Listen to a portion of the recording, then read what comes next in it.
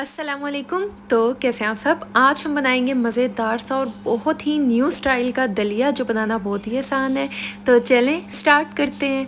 बिस्मिल्लाहिर्रहमानिर्रहीम। सबसे पहले हमें चाहिए दूध 1 लीटर और इसको जो है हम पहले अच्छा सा मिक्स कर लेंगे और मिक्स करने के बाद हम इसमें अच्छा सा बॉयल आने देंगे और ताकि इसमें ज़बरदस्त सा बॉयल आ जाए। और यकीन करें ये इतना मज़ेदार सा बनने वाला है, आपने वीडियो को लास्ट तक देखना, इसमें कुछ टिप्स एंड ट्रिक्स हैं और ये बहुत ही कमाल का बनेगा। अगर आपके घर में कोई बच्चे ये नहीं खाते तो बच्चे बहुत शौक से खाएंगे। और ये देखिए इसमें बॉईल आ चुके हैं। अब यहाँ पर हमें चाहिए दलिया।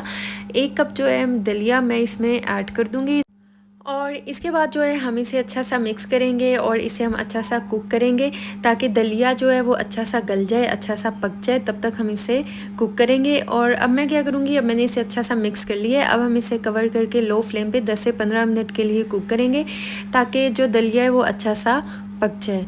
और ये देखें माशाल्लाह 15 मिनट हो चुके हैं। बहुत ही ज़बरदस्त सा जो है दलिया माशाल्लाह पक चुका है, गल चुका है, बहुत ही ज़बरदस्त सा हो चुका है माशाल्लाह अल्हम्दुलिल्लाह। अब हम क्या करेंगे, हम इसे एक बार मिक्स करेंगे और इसमें हम ऐड कर देंगे चीनी।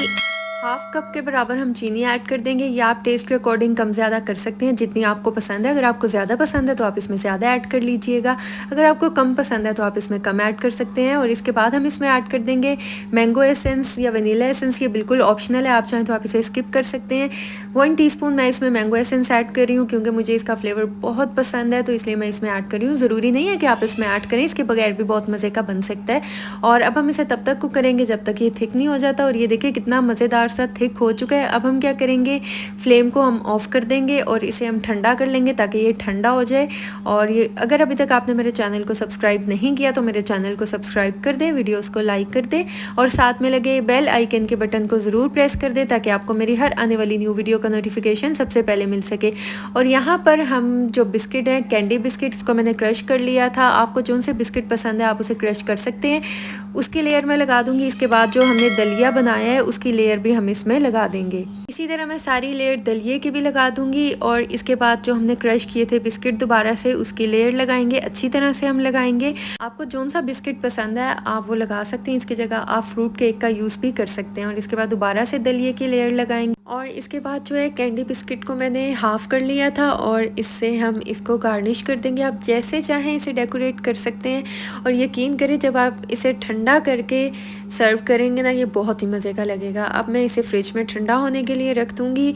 और यकीन करेंगे इतना कमाल का बना था, इतना मज़ेदार बना था। तो ये बहुत ही ईजी है बनाना। जो घर में बच्चे दलिया नहीं खाते आप इस तरह बनाइएगा, वो बहुत मज़े से खाएंगे और बार बार आपको ये बनाने की रिक्वेस्ट करेंगे। तो अगर आपको मेरी वीडियो अच्छी लगी है, समझ आई है, चैनल को सब्सक्राइब कर दें और ज़्यादा से ज़्यादा फ्रेंड्स एंड फैमिली में शेयर करें। तो आप इसे ज़रूर ट्राई कीजिएगा और मुझे फ़ीडबैक दीजिएगा। दुआओं में याद रखिएगा। मिलती हूँ नेक्स्ट वीडियो में, तब तक के लिए अल्लाह हाफिज़।